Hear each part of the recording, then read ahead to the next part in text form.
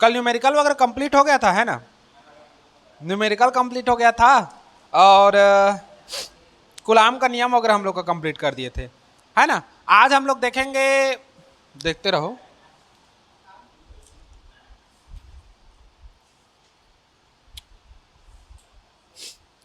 इसका मात्रा को अगर बता दे रहा हूं मैं, ई नॉट का, वैसे तो बुक में दिया है मात्रक तुम लोग का, इसी का एप्सिलॉन नॉट का मात्रक दिया है, मात्रक और उसका विमा वगैरह, लेकिन फिर भी अगर देखोगे कहोगे ना तो मैं बता दूंगा। देखोगे पेपर में पूछ देता है ये, फिर मैं आने लिखा था एप्सिलॉन नॉट का मात्रक व विमा, है ना? कैसा कैसा होता है, ठीक। जहां एप्सिलॉन नॉट क्या है, वो निर्वात की विद्युतशीलता है, वायु निर्वात की, है ना? तो पहले हम लोग देखते हैं, देखो हमारे पास सूत्र कैसा है, बहुत बढ़िया वाला है। ए बराबर 1/4 pi epsilon not into Q1 Q2 बटे क्या था, आर स्क्वायर, यही था सूत्र, है ना?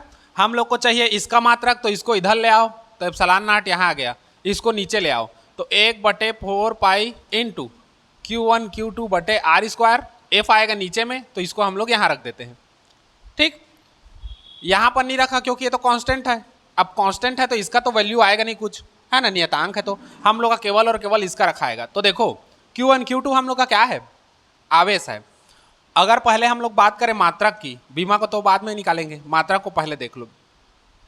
अगर बात करें हम लोग किसका, आवेश का, तो आवेश का मात्रक क्या होता है, कुलाम, और Q1 और Q2 गुणा के रूप में है, मतलब कुलाम गुणित कुलाम करोगे तो कुलाम का क्या आ जाएगा, वर्ग आ जाएगा सीधा, ये बटे एफ क्या है, बल, बल का मात्रक न्यूटन, इनटू आर क्या है, दूरी, दूरी किससे मापते हैं, मीटर से, और आर का वर्ग है, मतलब मीटर का क्या हो जाएगा, वर्ग। तो इसका जो मात्रक निकलेगा ये निकलेगा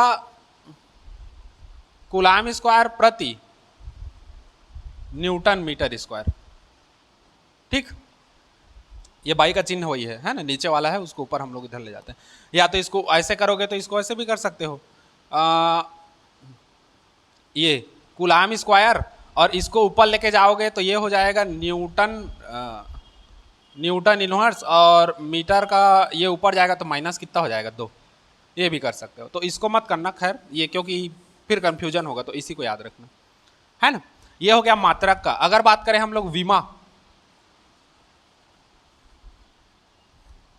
विमा निकालोगे, विमा देखो यहीं से निकलेगा सब, है ना? यहीं से निकलेगा विमा, ये वाला कांस्टेंट है, इसका कोई वैल्यू नहीं है ना? क्यू आवेश का हम लोग विमा देखे थे, कितना होता है 80, और ये भी 80 होगा, अब 2 ठो है तो 80 का स्क्वायर हो जाएगा, है ना? ये हो गया बटे बल, बल का बीमा क्या होता है, 11वीं में पढ़े हो, mlt-2, ये ml2t-2 ये उसका है, किसका, ऊर्जा का और ऊष्मा का और कार्य का, है ना? तीनों का मात्रक ये है। ये जो है ये किसका मात्रक है, बल का मात्रक है। आर क्या है, दूरी, दूरी को किससे मापोगे, लेंथ, हाँ एल स्क्वायर, हो गया। अब इसी को हम लोग का चेंज करना है, तो ये हो जाएगा हम लोग का ए का स्क्वायर और टी का स्क्वायर, नीचे हो जाएगा हम लोग का एम, एल का घात 2 और 1, ये कितना हो गया, एल का घात 3, और टी का घात कितना हो गया, -2, हो गया।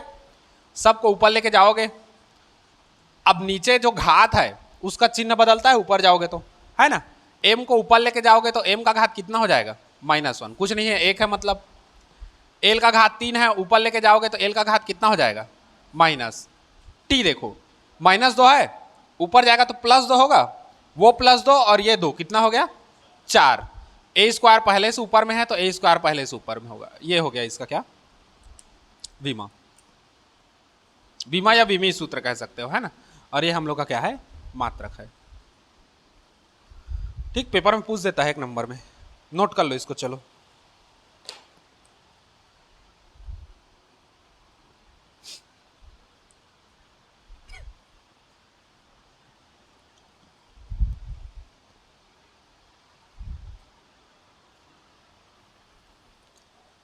हेडिंग डालो परावैद्युतांक, इसी में आगे हम लोग देखते हैं।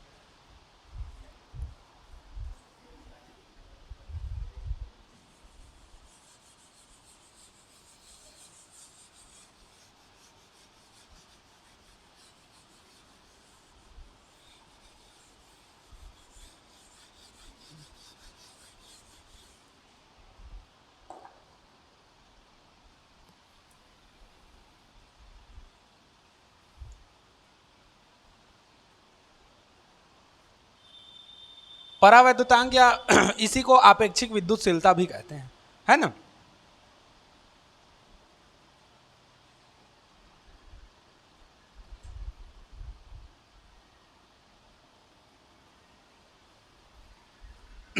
डाइलेक्ट्रिक कांस्टेंट, आपेक्षिक विद्युतशीलता भी इसी को कहते हैं, याद रखना साइड में, या आपेक्षिक विद्युतशीलता।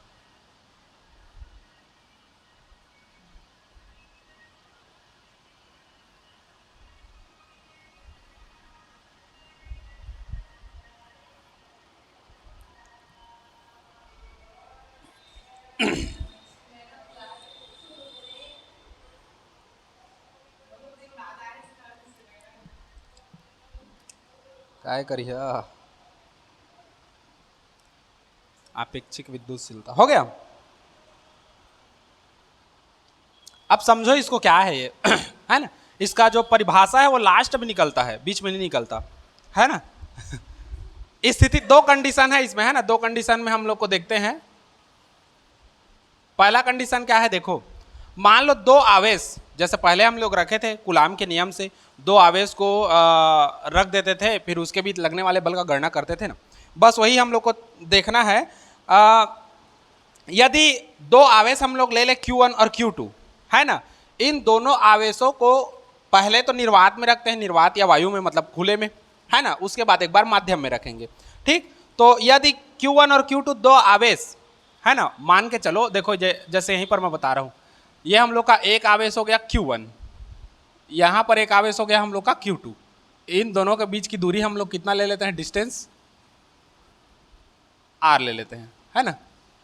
Q1 और Q2 दो आवेश हैं जिनके बीच की दूरी क्या है, R है ना। तो पहला कंडीशन हम लोग का क्या आएगा, यदि Q1 व Q2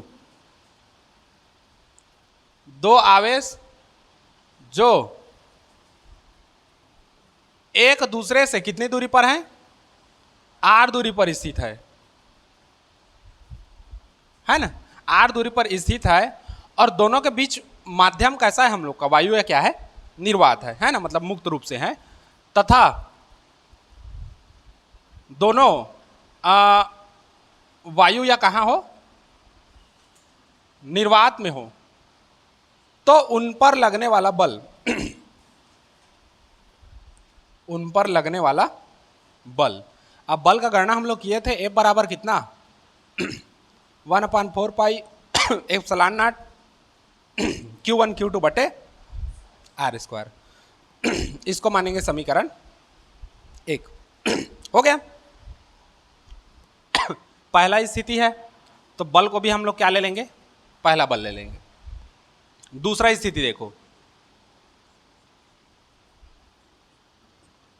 यदि दोनों वायु या निर्वात में ना होकर के किसी माध्यम में हो, है ना, वायु या निर्वात को छोड़ करके किसी अन्य माध्यम में हो, है ना, तो सेकंड क्या हो जाएगा, यदि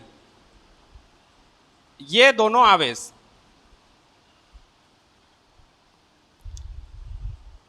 किसी अन्य माध्यम में हो। अब देखो यही दोनों आवेश ना, कोई दूसरा अलग से हम लोग नहीं ला रहे हैं, अगर यही दोनों आवेश को किसी अन्य माध्यम में रख दें हो तो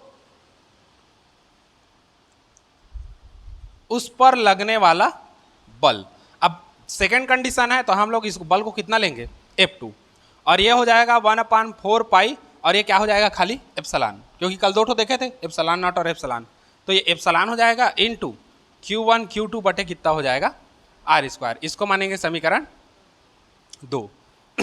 समीकरण 1/2 कर देते हैं सीधा, समीकरण 1/2 से। अब कंडीशन देखो, समीकरण 1 और 2 को घोल घाल के पी दो, है ना, तो F1 बटे F2 हो जाएगा F1 बटे F2 हो जाएगा। F1 का जो वैल्यू है इसके भाग में इसको दे रहे हो तो इसके भाग में इसको दे दो, तो ये हो जाएगा 1/4 pi epsilon not into Q1 Q2 बटे R स्क्वायर पूरे का बटा, और ये हो जाएगा 1/4 pi epsilon into Q1 Q2 बटे R स्क्वायर होगा। ये खत्म, 4 पाई से 4 पाई खत्म है ना, तो बचेगा क्या हम लोग के पास F1 बटे F2 बराबर बटा, बटा का बटा है तो ये कहाँ जाएगा ऊपर, तो एप्सिलॉन बटे कितना हो जाएगा एप्सिलॉन नॉट।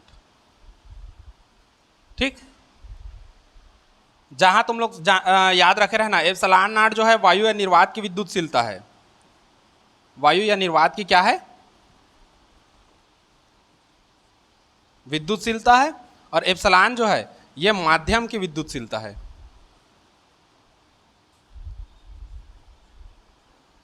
ये माध्यम की क्या है विद्युतशीलता है। अब इन्हीं दोनों को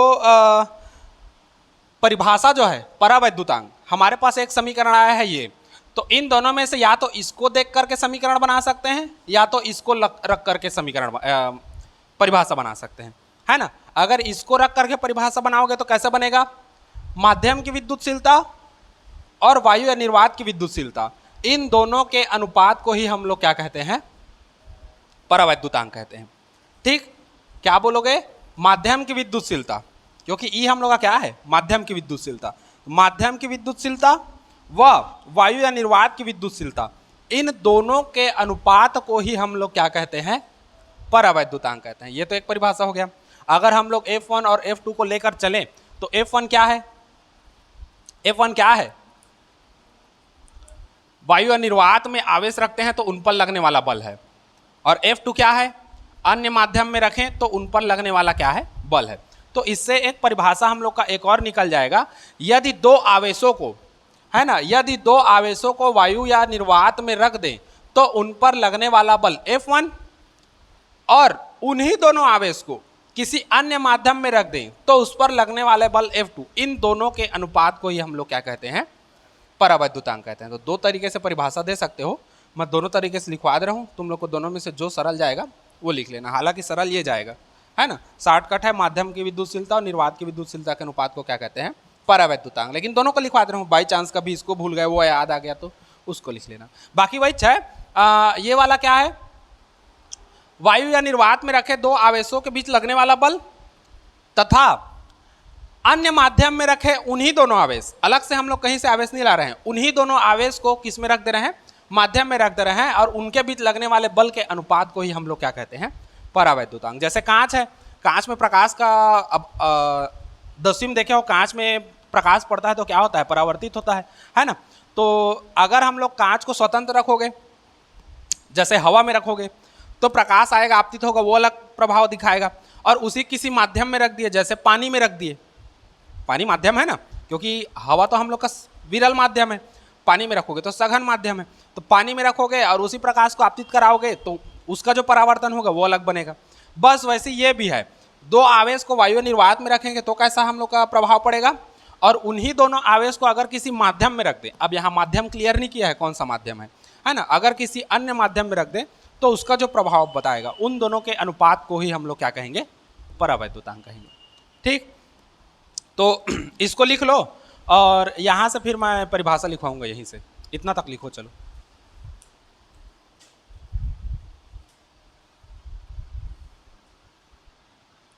चलो अब इसमें परिभाषा लिख लो, पहला दूसरा करोगे तो पहला दूसरा कर लो, या लिखने के बाद बीच में अथवा करोगे तब भी चल जाएगा। लिखो, माध्यम की विद्युतशीलता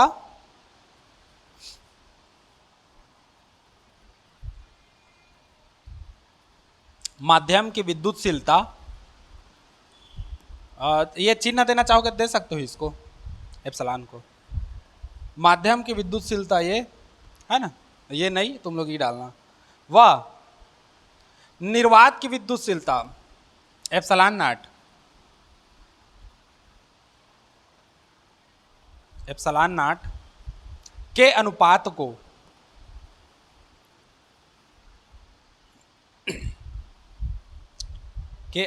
को परावैद्युतांक कहते हैं।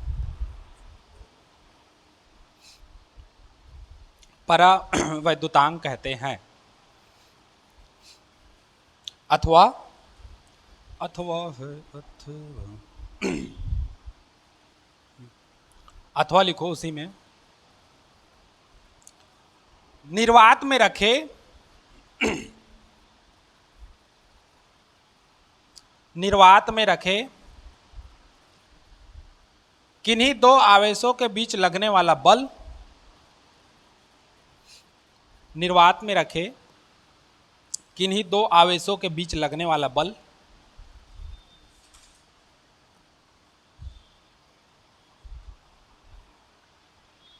हो गया।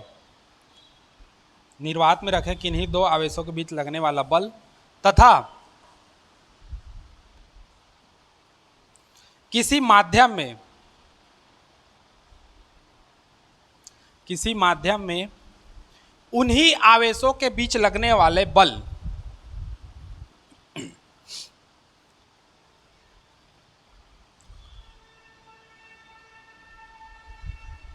तथा निर्वात में किसी माध्यम में रखे उन्हीं आवेशों के बीच लगने वाले बल के अनुपात को परावैद्युतांक कहते हैं।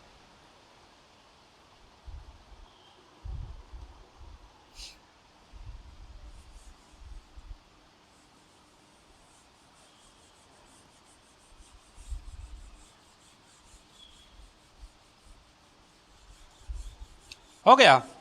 अब उसी में नोट पॉइंट वगैरह करके लिखते जाओ, दो तीन ठो बता दे रहा हूं।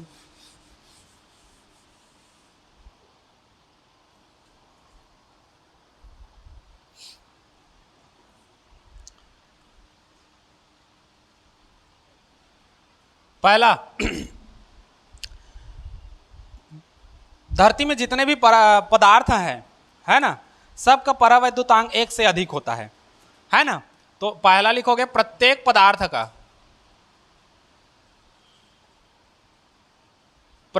पदार्थ का परावैद्युतांक सदैव 1 से अधिक होता है।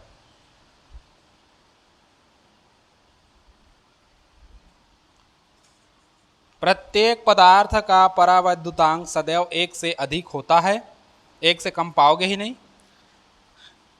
परंतु धातु का जो परावैद्युतांक है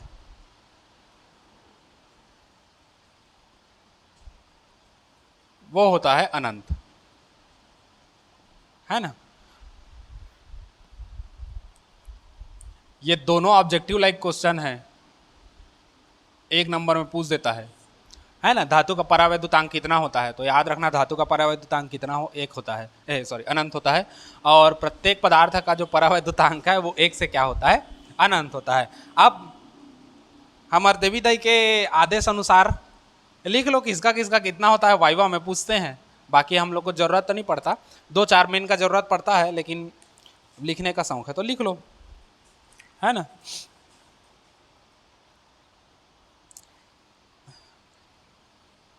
पिछले बार नहीं लिखवाया था ना।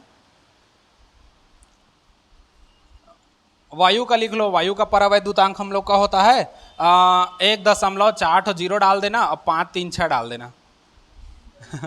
हो सब 1 से अधिक होगा ही, 1 के बाद दशमलव लगेगा और उधर कुछ ना कुछ आएगा, है ना। जैसे वाइवा में पूछते हैं ना कितना होता है परावैद्युतांक, नहीं जान रहे हो, 1 दशमलव कुछ होता है ऐसे कह दो, है ना। तो उतना में उसको 50% मिल गया कि हाँ 1 से होता है ज़्यादा, भले ही 50% उधर लगभग जाएगा तुम लोग का, क्योंकि तुमको पता नहीं है। बाकी अधिक होता है 1 से हमेशा, है ना। वायु का हो गया। ऑक्सीजन का अगर बात करोगे, अब इसको मैं ऑक्सीजन नहीं लिख के शॉर्टकट O2 लिख दे रहा हूँ, है ना, उतना में तुम लोग समझ जाना। तो ऑक्सीजन के में क्या होगा 1.00 और 5 3 आ जाएगा, है ना। इसमें का 2 ठो 0 गायब हो जाएगा और 6 को छक्का मार देना, ठीक। हाइड्रोजन का अगर बात करें तो ये होता है 1.0027 के लगभग होता है मेरे ख्याल से, हाँ 27 हो गया, है ना। और केरोसिन का, केरोसिन मतलब माटी तेल, है ना। तो इसका होता है 2 के लगभग, 2 होता है, या इसी को 2.0 भी कह देते हैं। और उसके बाद आ जाएगा मोम, ये 2 से 2.3 तक होता है या उसके बीच होता है, ऐसे कह सकते हो बस। और देखना है,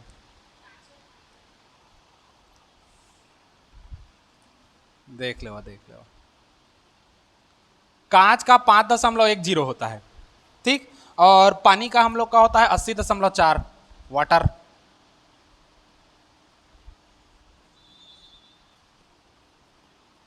पाँच दशमलव दस ये कांच,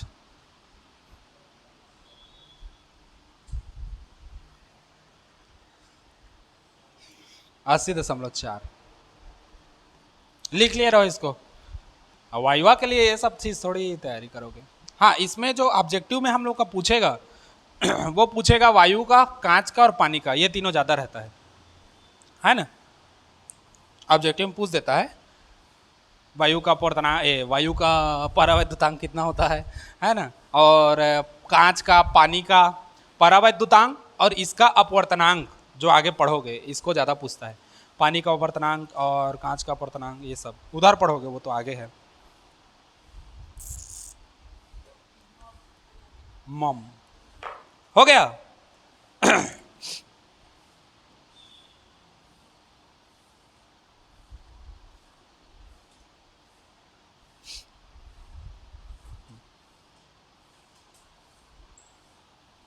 आगे बढ़ें। अच्छा, इसमें छोटा सा एक दो क्वेश्चन पिछला छूटा था, उसी को मैं थोड़ा सा करवा दे रहा हूं। एक दो बस, ज्यादा नहीं। जो इलेक्ट्रॉन से संबंधित था ना, हाँ, क्योंकि फिर छोड़ो मत, नहीं तो फिर घुमा के देगा तो सर ये नहीं बन रहा है कहोगे। मोई लगा रही दी, हाँ देखा लेगा, देख लो। चलो तो प्रश्न लिखो, मैं बोलते जा रहा हूं। बोलू बोलू, चलो लिखो। एक चालक पर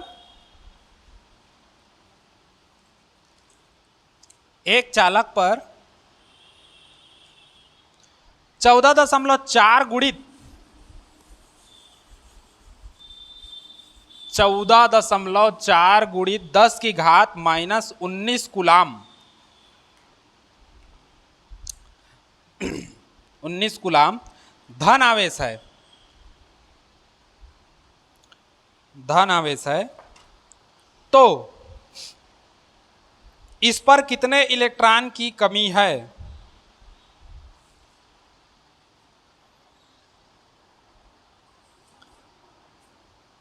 इस पर कितने इलेक्ट्रॉन की कमी है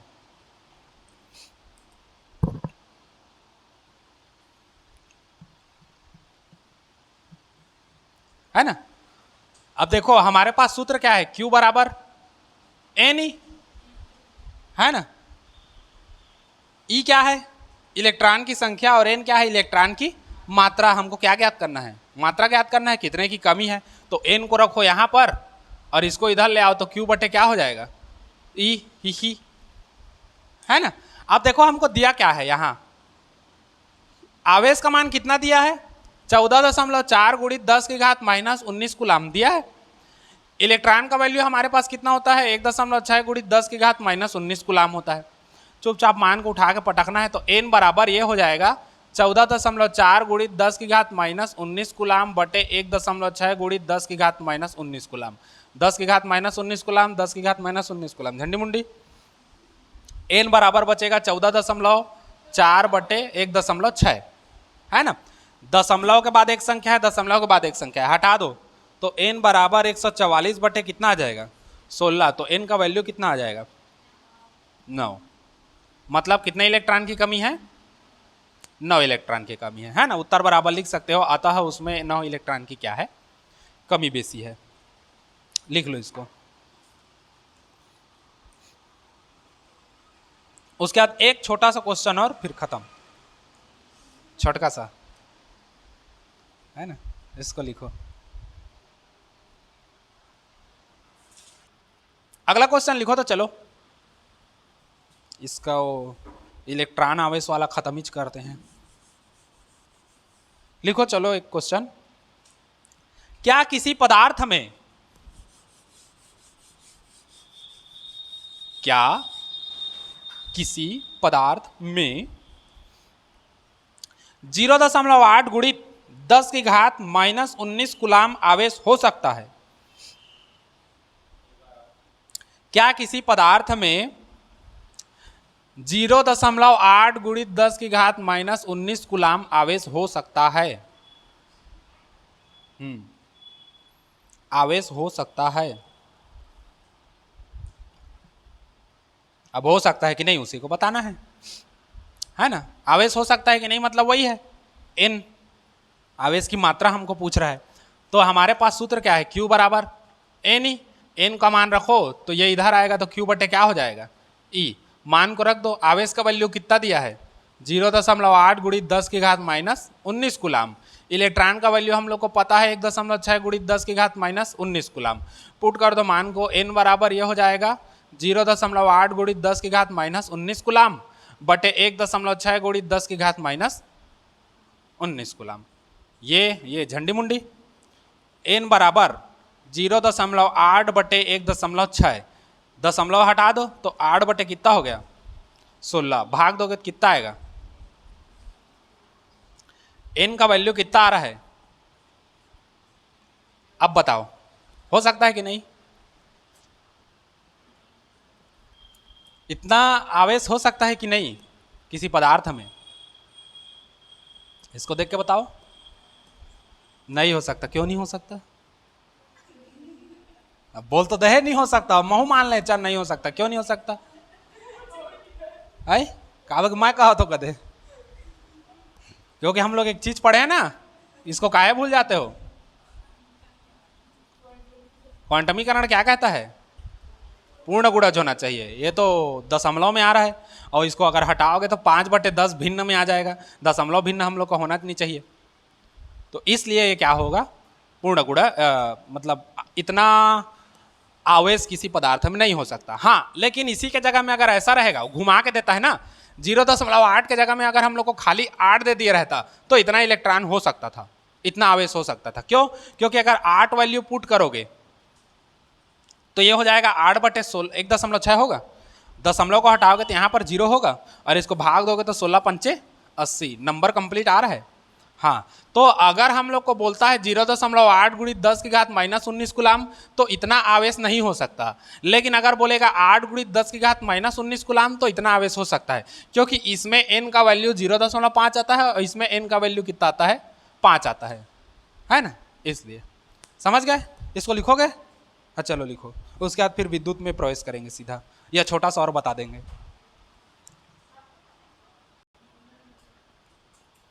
वाइवा में एक तो छोटा सा पूछते हैं, थोड़ा सा ध्यान देना, बता दे रहा हूं।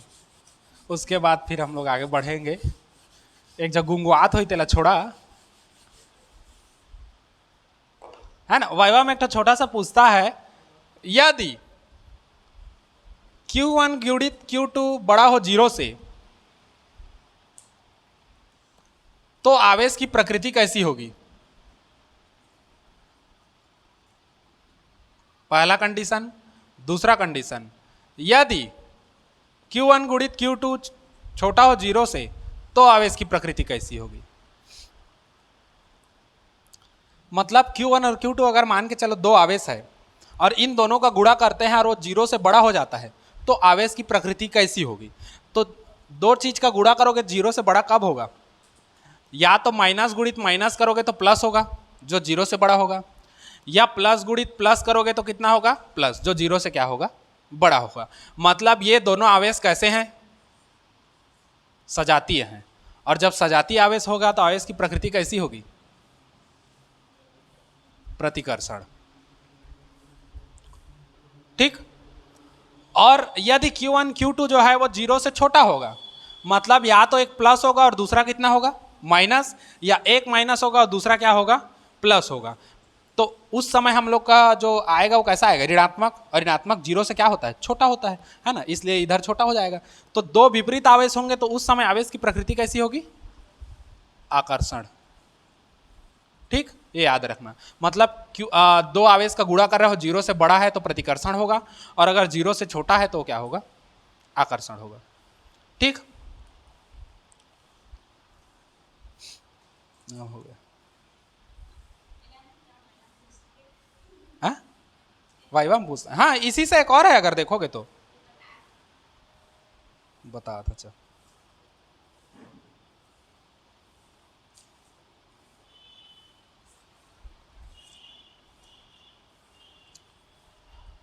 इसी में तीसरा देख लो।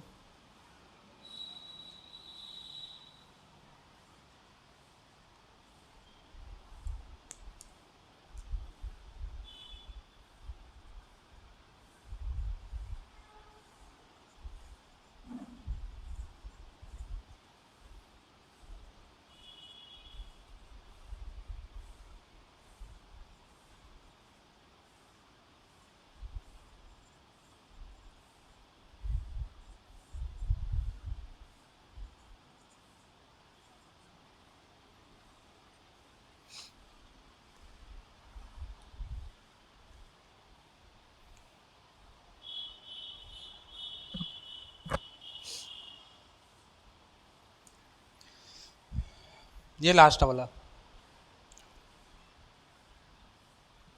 नींद लागा था का यार हर्षित? गजा तो कर दुख सुबह सुबह ले आए के। हर्षित मैं तो 12 बजे रात के ट्यूशन खोला था ही हुआ। हाँ हाँ, वही तो कैसे करवे यार। यही तो संघर्ष है, संघर्ष ही जीवन है, और जीवन ही चुतिया है। बहुत ही घटिया जीवन है। क्या मस्त पहले थेगा बढ़िया जंगल में, कद मूल फल फूल खावन, है ना, बगवा मारन, हिरन मारन, खान पियन सूत जान। कहाँ से विकास का भूत सवार हो गया, वो पढ़े लगा थे ना यार। ने झिंगला लहू कहत मर जात रहन बढ़िया।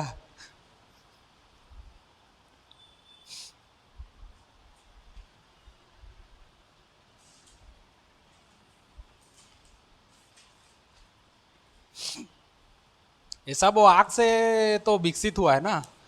दो पत्थर रगड़े, चिंगारी निकाले, आग निकला, फिर उसके बाद धीरे धीरे आगे बढ़े, मटन पका के खाने लगे, फिर वो धान का खेती किए, फिर बढ़ते गया, वो आगे बढ़ते गया।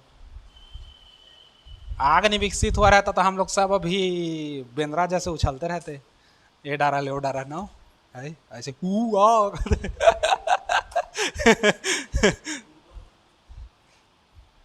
हो गया ये। अब उसके बाद आगे बढ़ते हैं हम लोग इसमें विद्युत क्षेत्र में।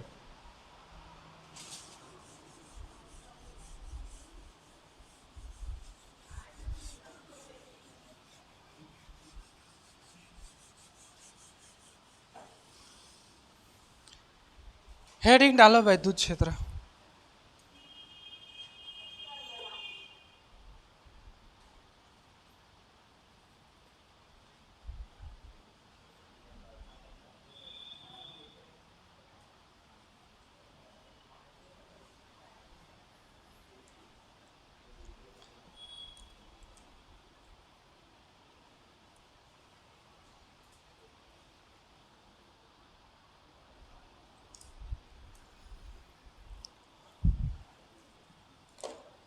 हो गया।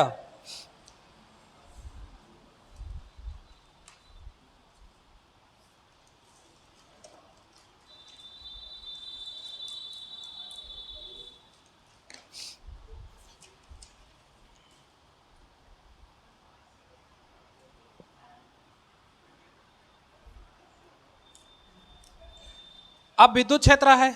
अब उसका देखो, किसी भी आवेश या आवेश के चारों ओर स्थित वह क्षेत्र जहां पर आवेश के प्रभावों का अध्ययन किया जाता है उसे हम लोग क्या कहते हैं? विद्युत क्षेत्र कहते हैं। किसी भी आवेश या आवेशों का समूह, या तो एक आवेश ले लो या आवेशों का समूह ले लो, है ना, इसके चारों ओर स्थित वह क्षेत्र, अब जरूरी नहीं है गोल ही बने या टेढ़ा ही बने, जैसा भी बनेगा, है ना, उसका क्षेत्र जैसा भी आए, जरूरी नहीं है कि गोल शेप में उसका क्षेत्र आए। तो किसी भी आवेश या आवेशों के समूह के चारों ओर स्थित, क्योंकि चारों ओर होगा, एक और तो होगा नहीं, इधर चारों ओर होगा। चारों ओर स्थित वह क्षेत्र जहां पर इस आवेश के प्रभावों का अध्ययन किया जाता है उसे हम लोग क्या कहते हैं? विद्युत क्षेत्र। जैसे चुंबक क्षेत्र, चुंबक क्षेत्र किसको कहोगे? एक चुंबक को रख दिए, मैग्नेट को मान लो यहाँ पर एक चुंबक को रख दिए, अब इसके पास हम लोग दूसरा चुंबक लेके आएंगे, है ना। मान लो एक चुंबक यहाँ पर लाते हो तो दूर में रखोगे तो आकर्षित करेगा क्या? नहीं करेगा। थोड़ा सा हम लोग पास लाए, फिर थोड़ा हम लोग पास लाए, पास आओ, यहाँ आ गए, है ना। तो क्या हो गया, यहाँ से सांस ये चिपक गया। तो कैसे चिपका? क्योंकि इसका एक एरिया, एक फील्ड था जो हमको दिखाई नहीं दे रहा था। जब तक इस चुंबक को इस क्षेत्र के बाहर रखोगे तब तक ये कोई प्रतिक्रिया नहीं देगा, ना तो आकर्षण प्रतिकर्षण का।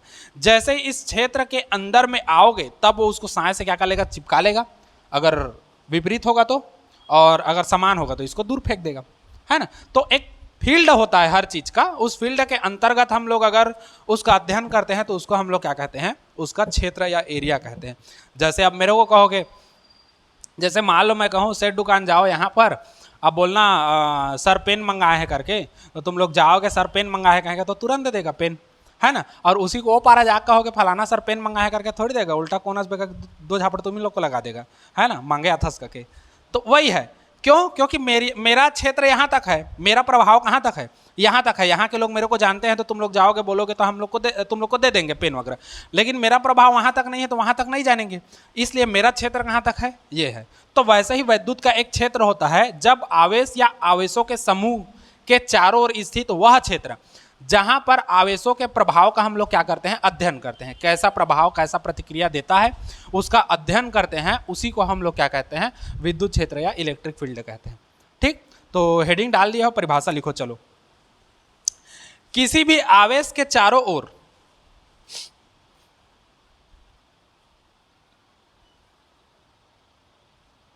किसी भी आवेश के चारों ओर स्थित वह क्षेत्र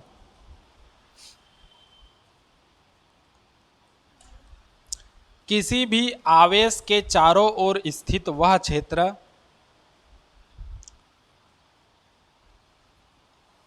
जहां तक आवेश के प्रभाव का अध्ययन किया जाता है, जहां तक आवेश के प्रभाव का अध्ययन किया जा सके या किया जाता है, जैसा भी करो,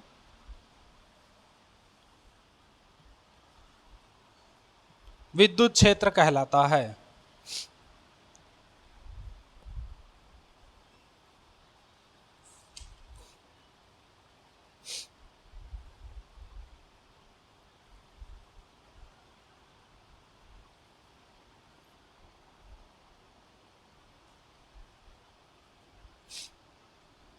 है ना।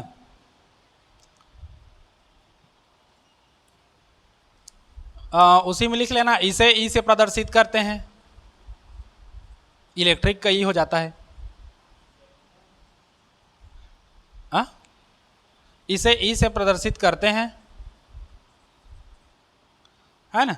इसका मात्रक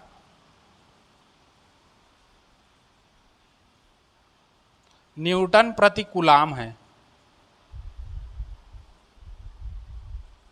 अब न्यूटन प्रति कूलाम कहाँ से आया उसको समझने के लिए हम लोग को विद्युत क्षेत्र की तीव्रता में घुसरना पड़ेगा।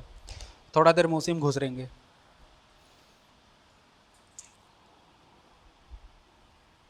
है ना नोने कनबा।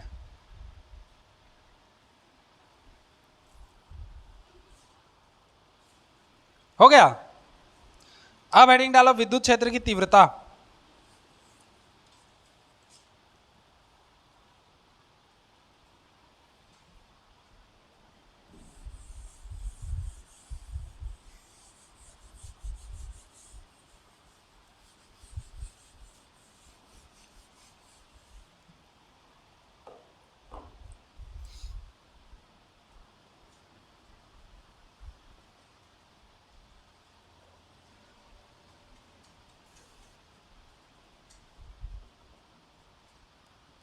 इंटेंसिटी ऑफ इलेक्ट्रिक फील्ड ऐसी है, इंटेंसिटी, ठीक तो है, ठीक लिखा था।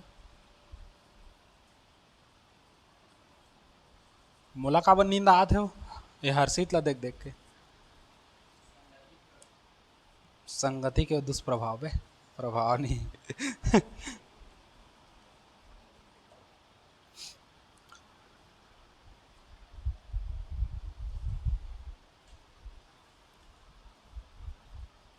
हो गया। अब देखो बढ़िया अच्छे से, मान लो एक प्लस धन आवेश है ना, इसके चारों ओर हम लोग का क्या है, विद्युत क्षेत्र है इसका, है ना, इलेक्ट्रिक फील्ड है, ईएफ शॉर्टकट विद्युत क्षेत्र है इसका। ठीक, अब देखो मान के चलो 3 आवेश हम लोग रख देते हैं लाइन से, यहां पर रख दिया Q1 आवेश, यहां पर रख दिया Q2 आवेश, यहां पर रख दिया Q3 आवेश। अब देखो विद्युत क्षेत्र में क्या देखे, प्रभाव का अध्ययन करेगा आवेश का। इसका जो विद्युत क्षेत्र था इसके अंतर्गत हम लोग 3 आवेश रख दिए, Q1 Q2 और क्या रख दिए, Q3 रख दिए। अब इस पर हम लोग अध्ययन करेंगे। अब देखो 2 आवेश है तो इस पर बल लगेगा, है ना, बल लगेगा। अब किस पर लगेगा, कैसा कैसा बल लगेगा बताओ। यहां पर ज्यादा बल लगेगा कि कम बल लगेगा, कैसा कैसा लगेगा बता सकते हो, बता सकते हो कैसा कैसा बल लगेगा। Q1 पर ज्यादा बल लगेगा और Q3 पर कम लगेगा, क्यों? हाँ एक तो वही है, हाँ इसके पास है इसलिए ज्यादा बल लगेगा। क्यों?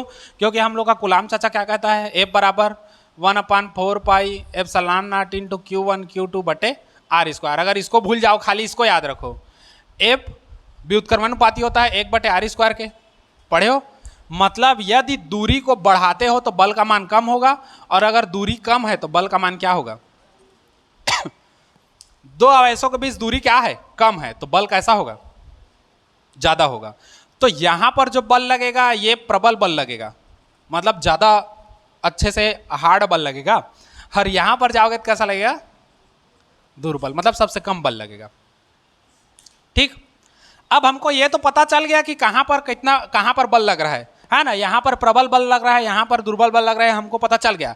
लेकिन कितना मात्रा में लग रहा है ये कैसा पता करें भाई। हमको तो पता चल गया, हाँ यहां पर Q1 पर ज्यादा बल लग रहा है ना, Q2 पर उससे कम लग रहा है, Q3 पर सबसे कम लग रहा है, लेकिन कितना बल लग रहा है इसको कौन बताएगा। तो इसी को बताने के लिए हम लोग का कौन आया, तीव्रता आया।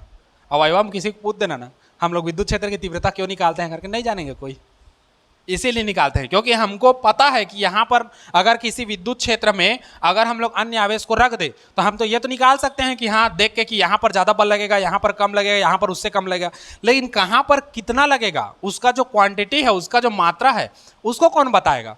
उसी को बताने के लिए हम लोग क्या लाए, तीव्रता लाए। और इसको बताने के लिए एक और चीज आता है जो है हम लोग का क्या, परीक्षण आवेश, जिसको हम लोग इंग्लिश में कहते हैं टेस्टिंग चार्ज। परीक्षण आवेश को Q0 से प्रदर्शित करते हैं। ठीक, यह एक धन आवेश होता है और यह सबसे गरीब आवेश है। गरीब आवेश कहने का मतलब इसका खुद का विद्युत क्षेत्र नहीं होता। बाकी हम लोग देखे हैं ना हर आवेश का एक विद्युत क्षेत्र होता है। यह जो परीक्षण आवेश है इतना गरीब आवेश है कि इसका खुद का विद्युत क्षेत्र नहीं होता, लेकिन अगर इसको किसी दूसरे के विद्युत क्षेत्र में रख दे तो वो आकर्षण या प्रतिकर्षण बल का प्रभाव को प्रदर्शित करता है। क्योंकि अगर इसका खुद का विद्युत क्षेत्र होता तो हम लोग का विद्युत क्षेत्र क्या हो जाता, क्या हो जाता, अभी तो बताया, शून्य हो जाता। क्योंकि हम लोग प्लस चार्ज है, यहां पर इसका इस Q0 का मान को चलो रख देते और उसका खुद का विद्युत क्षेत्र होता तो हम लोग अभी देखे हैं दो सजातीय आवेश के बीच विद्युत क्षेत्र का मान कितना होता है, शून्य होता है। इसलिए हम लोग एक ऐसा परीक्षण आवेश लाते हैं, है ना, टेस्टिंग चार्ज जिसको कहते हैं, जिसका जो धन आवेश तो होता है, ये धन आवेश है, लेकिन इसका खुद का जो इलेक्ट्रिक फील्ड है ये शून्य होता है, नहीं के बराबर, नगण्य जिसको कहते हैं, होता है लेकिन नगण्य के बराबर होता है ना। तो इसका विद्युत क्षेत्र स्वयं का नगण्य होता है, लेकिन अगर किसी दूसरे के विद्युत क्षेत्र में रख दे, मान लो इसके विद्युत क्षेत्र में यहां पर रख दे, तो ये उस पर प्रभाव को प्रदर्शित करेगा, आकर्षण या प्रतिकर्षण बल है उसको बताएगा। ठीक, तो परीक्षण आवेश वही है। तो पहले तो विद्युत क्षेत्र की तीव्रता को लिखवा दूंगा मैं, उसके बाद साइड में नोट पॉइंट करके परीक्षण आवेश को लिख लेना। और ये जितना भी आवेश है, चाहे परीक्षण आवेश हो, सब का मान 1.6 × 10⁻⁻19 कूलाम होता है ना। लेकिन अगर बात करें इसका, तो इसका -1.6 × 10⁻⁻19 कूलाम, क्योंकि इलेक्ट्रॉन कैसा है, निगेटिव होता है। ठीक, समझे। हाँ सर, एक कतिल सुन के दूसरा कतिल निकल के कह दो, है ना। ठीक, तो यही परीक्षण आवेश को हम लोग रखेंगे और इससे इतना दूरी पर एक परीक्षण आवेश रखते हैं तो इस पर विद्युत क्षेत्र की तीव्रता। अब यहीं से तुम लोग का अवधारणा रखा है, समझो अवधारणा। अवधारणा मतलब अब यहीं से हम लोग का फिजिक्स बढ़ते जाएगा। अब यहाँ से है ना एक रास्ता बनाए हैं, जैसे हमारा छोटा सा घर यहाँ था, हमको जाना था शहर, शहर के बीच में एक पुल पड़ता था, पुल में कोई रास्ता नहीं था। अब पुल में रास्ता बनाए हो तो रास्ता बनाए हो तो तुम कहाँ जाओगे? उस पार जाओगे। और ऐसा थोड़ी है तुम ही उस पार जाओगे, उस पार के लोग भी तुम्हारे पार आएंगे ना। तो उधर से जो तुम्हारे साइड आएंगे वो है कठिनाइयाँ, है ना, जो दुनिया भर का तुम लोग को फिजिक्स में कठिन लगेगा। अब ये तुम अवधारणा मतलब एक पुल बना रहे हो यहाँ से, तो तुमको उधर जानने को बहुत सारा चीज मिलेगा। जैसे शहर जाओगे तो जानते हैं ना, ये शहर में 2 करा होटल है, 2 करा गन्ना जूस है, वो करा और कुछ है, ऐसे करके जानते हैं ना हम लोग। लेकिन जाने में कठिनाई भी होता है क्योंकि फाटक बंद है या भीड़ भड़क्का है, थोड़ा देर में जो आना था वो ज़्यादा देर में जा रहे हो, तो बस वही है, कठिनाई भी है लेकिन हम लोग का उधर आगे जाओगे तो नॉलेज भी बढ़ेगा, बस वही है। तो यही उसका पुल है, मान के चलो ये परीक्षण आवेश। अब यहीं से हम लोग परीक्षण आवेश रखेंगे, अब यहीं से पूरा चलेगा। मान लो इससे r दूरी पर एक बिंदु P है जिस पर हम लोग परीक्षण आवेश Q0 रखे हैं, इस पर विद्युत क्षेत्र की क्या गणना करना है? तीव्रता। पूरा चलेगा। गॉस प्रमेय आएगा, गॉस प्रमेय से 3-4 ठो रिलेटेड उसका निकलेगा, सब में विद्युत क्षेत्र की तीव्रता गणना करना है, ई का वैल्यू फाइंड करना है।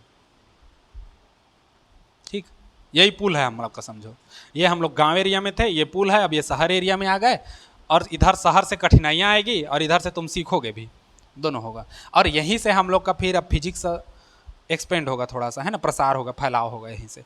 ठीक, तो लिखो विद्युत क्षेत्र की तीव्रता, बताते जाता हूं, परिभाषा लिख लो फिर थोड़ा सा और समझा देंगे।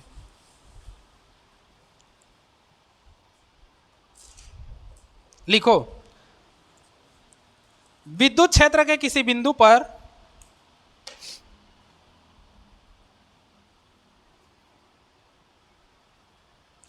विद्युत क्षेत्र के किसी बिंदु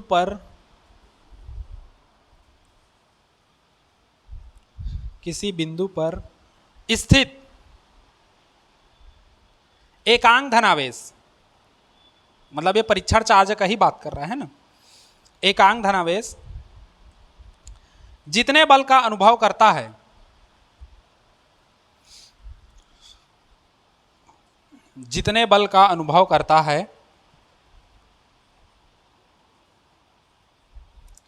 उसे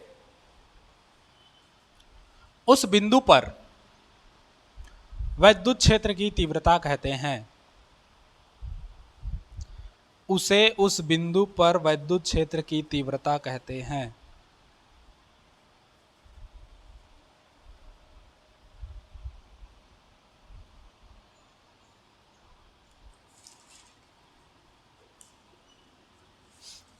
ठीक, समझ गए ना? समझो ये हम लोग का मान लो प्लस धन आवेश था, इस धन आवेश के कारण इलेक्ट्रिक फील्ड ये आ रहा था हम लोग का। अब ये हम लोग का Q0 क्या है? परीक्षण आवेश है ना, जो कैसा होता है? धन आवेश, एकांक धन आवेश कहते हैं। ठीक, परीक्षण आवेश टेस्टिंग चार्ज होता है ना। तो परिभाषा क्या है? विद्युत क्षेत्र के किसी बिंदु पर, किसी भी बिंदु पर ले लो, लेकिन विद्युत क्षेत्र के अंदर होना चाहिए। विद्युत क्षेत्र के अंदर किसी भी बिंदु पर, चाहे यहां लो, चाहे यहां लो, चाहे यहां लो, चाहे यहां लो, चाहे यहां लो, चाहे यहां लो, कहीं भी लो, विद्युत क्षेत्र के अंदर किसी भी बिंदु पर, मान लो ये बिंदु लेते हैं, तो इस पर स्थित एकांक धनावेश जितने बल का अनुभव करता है, अब ये उस पर बल लगाएगा। अब चूंकि ये भी प्लस में है, ये भी प्लस में है, तो सीधा सीधा क्या करेगा? प्रतिकर्षण करेगा, तो बल लगाएगा। चाहे आकर्षण करो या प्रतिकर्षण करो, दोनों में बल लगेगा। आकर्षण में अपनी ओर खींचने के लिए बल लगाएगा और प्रतिकर्षण में ढकेलने के लिए, अपने से दूर जाने के लिए बल लगाएगा। मतलब कहीं ना कहीं हम लोग का बल लगेगा ही लगेगा, है ना। तो विद्युत क्षेत्र के किसी भी बिंदु पर स्थित एकांक धनावेश जितने बल का अनुभव करता है, उसे उस बिंदु पर विद्युत क्षेत्र की क्या कहते हैं? तीव्रता।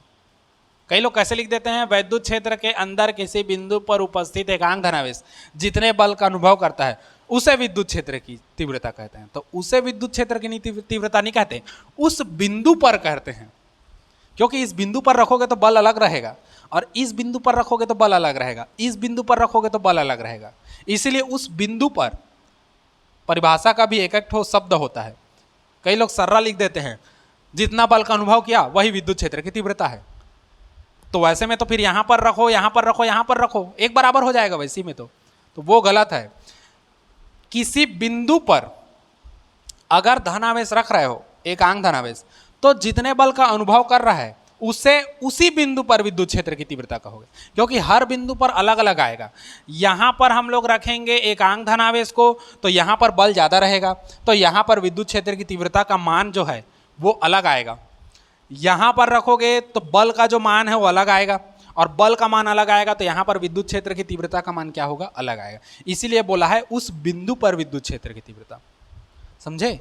तो कभी भी सरपट मत लिख देना कि ऐसा करके कि किसी विद्युत क्षेत्र के किसी बिंदु पर है ना रखा एकांक धनावेश जितने बल का अनुभव करता है उसे विद्युत क्षेत्र की तीव्रता कहते हैं। ऐसा नहीं, जितने बल का अनुभव करता है उसे उस बिंदु पर जहां पर रखा है उसी बिंदु पर विद्युत क्षेत्र की क्या कहते हैं, तीव्रता कहते हैं।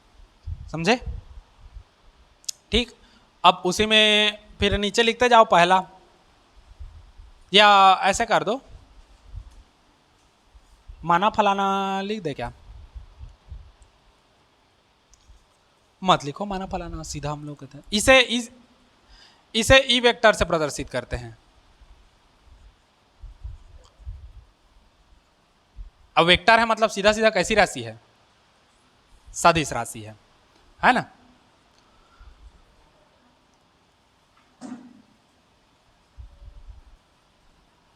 यह कैसी राशि है, सदिश राशि है। चित्र को बनाओगे तो बना सकते हो, नहीं बनाओगे तब भी ठीक है। सब जगह मत बनाओ, एक ठो सुंदर बना लो, सुंदर बांदर दिखे। यहाँ पर हम लोग का क्यू नॉट रख देते हैं, ये परीक्षण आवेश है ना, डिस्टेंस ये यहाँ पर एफ। और इसका सूत्र लिखोगे तो ई वेक्टर बराबर हो जाएगा एफ बटे क्यू नॉट।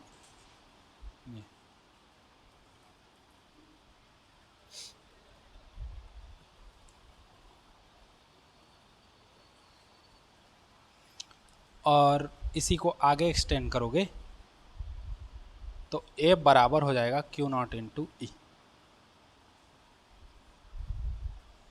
यह लगने वाले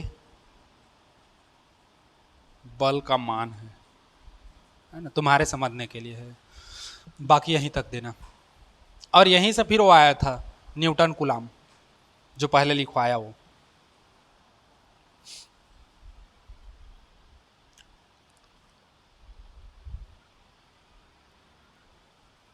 चित्र को ना बनाना चाहो तब भी चल जाएगा।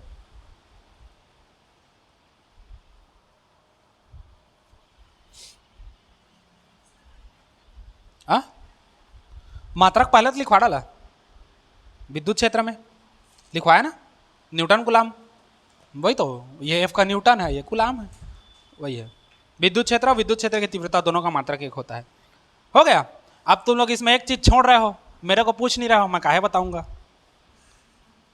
11वीं में जबकि बोला था तुम लोग पूछा करो, तुम लोग पूछ ही नहीं रहे हो।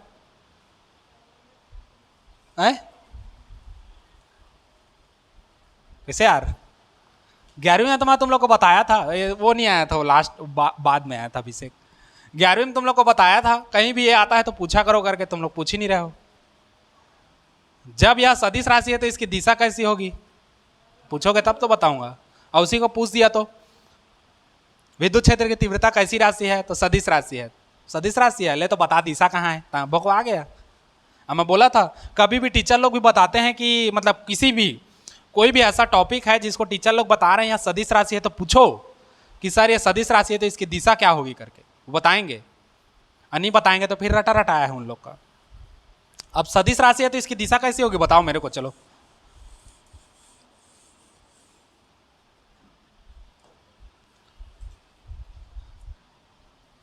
ये कैसा है, धन आवेश है, यहां पर रख रहे हैं तो ये क्या करेगा, एक दूसरे को प्रतिकर्षण करेगा, है ना। तो धन आवेश के कारण धन आवेश से किधर जाएगा, दूर जाएगा, क्योंकि प्लस आवेश का हम लोग विद्युत क्षेत्र लिए हैं। यदि माइनस आवेश का हम लोग इलेक्ट्रिक फील्ड लें और यहां पर हम लोग परीक्षण आवेश को रखें तो ये किधर आएगा, ऋण आवेश की ओर आएगा, क्योंकि ये माइनस है और ये क्या है, प्लस है। समझे?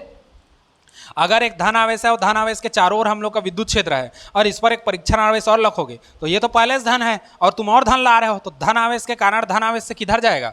दूर जाएगा, और ऋण आवेश के कारण ऋण आवेश की ओर आएगा। तो इसका जो सदिश राशि है इसकी दिशा अगर हम लोग देखें तो दिशा इसका होगा, पहला तो धन आवेश से दूर होगा, मतलब धन आवेश के कारण धन आवेश से दूर होगा, और दूसरा ऋण आवेश की ओर होगा, ऋण आवेश के कारण ऋण आवेश की ओर होगा। ठीक, ये उसका दिशा है, याद रखना।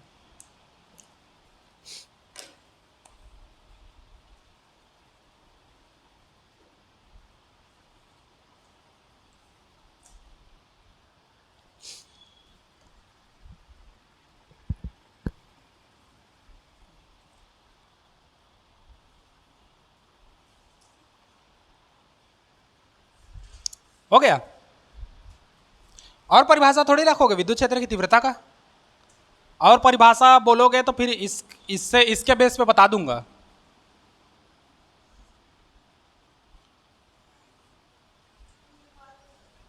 हाँ, एक और परिभाषा बन जाएगा। ये क्या है? बल है। किस पर लग रहा है? इसी पर लग रहा है। हाँ, अंधवा हो गए, लेजर ऑपरेशन हो है ना तो ये बल किस पर लग रहा है? परीक्षण आवेश पर लग रहा है। तो परिभाषा कैसा बनेगा?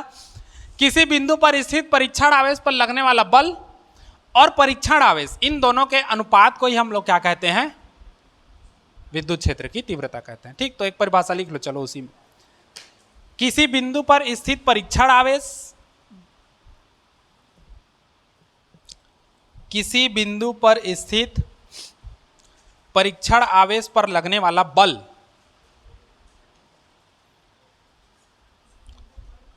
किसी बिंदु पर स्थित परीक्षण आवेश पर लगने वाला बल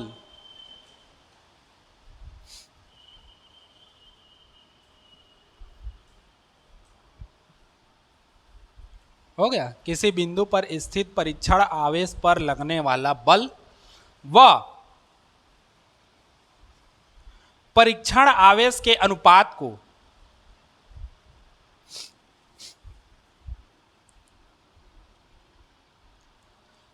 विद्युत क्षेत्र की तीव्रता कहते हैं।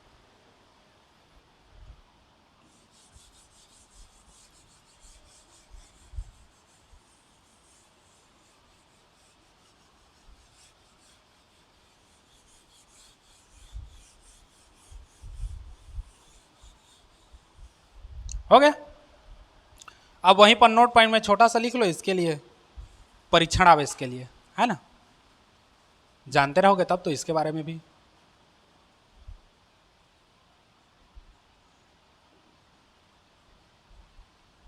टेस्टिंग चार्जेस का नाम ही इसीलिए पड़ा है क्योंकि इसको जगह जगह रख के टेस्ट करके देखते हैं कैसा कैसा है उसको, है ना?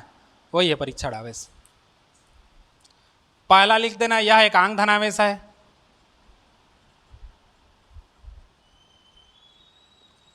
दूसरा, यह अत्यंत अल्प आवेश है। यह अल्प आवेश है या अत्यंत अल्प आवेश है, जैसा भी लिखो, है ना? इसका मतलब बहुत ही एकदम छोटा है, अत्यंत अल्प आवेश कर दो। यह अत्यंत अल्प आवेश है। तीसरा, इसका स्वयं का विद्युत क्षेत्र नहीं होता, इसलिए हम लोग इसको टेस्ट करके देखते हैं। इसका स्वयं का विद्युत क्षेत्र नहीं होता, लेकिन किसी दूसरे के विद्युत क्षेत्र में रख दोगे तो आकर्षण प्रतिकर्षण का अनुभव करता है। ठीक। चौथा, इसका मान भी वही होगा, चाहे परीक्षण आवेश अल्प हो या कुछ भी हो, आवेश है मतलब इसका मान 1.6 गुणित 10⁻⁻19 कूलाम ही होगा, है ना? पांचवा कर दो, इसे क्यू नॉट से प्रदर्शित करते हैं, प्रदर्शित करते हैं पूरा लेजर ऑपरेशन करके है ना?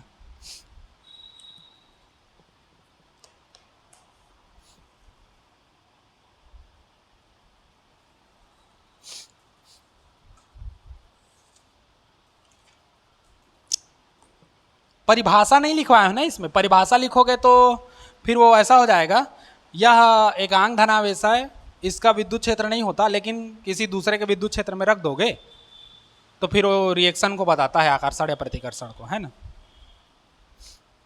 जैसे पानी, पानी का खुद का कोई स्वाद नहीं होता, लेकिन उसमें शक्कर नून डाल दोगे तो फिर स्वाद दिखा देता है। बस वैसी है, इसका कोई खुद का विद्युत क्षेत्र नहीं होता, बस पानी से रिलेटेड करके याद रखना। जैसे पानी का कोई अपना खुद का टेस्ट नहीं होता, लेकिन उसमें शक्कर मिला दो या नमक मिला दो या नींबू रस निचोड़ दो तो वो अलग अलग वो टेस्ट दिखाता है। बस वही है, इसका भी कोई खुद का इज्जत नहीं है, लेकिन दूसरे के साथ जाता है तो अपना इज्जत बढ़ा लेता है ना। बेरोजगार और गरीबा है ना, इसको साइड पे लिख देना, गरीबा आवेश या भिखारी या गड़ोड़ी गड़ोड़ी जैसा भी कहो, है ना। ठीक।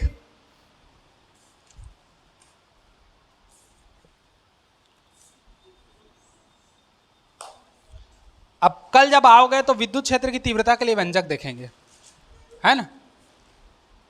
बिंदु आवेश के कारण विद्युत क्षेत्र की तीव्रता और विद्युत क्षेत्र रेखाएं आगे बढ़ते जाएंगे। अब गादा गादा चालू होगा, मजेदार धमाकेदार। ठीक, आज इतना ही देखो बस।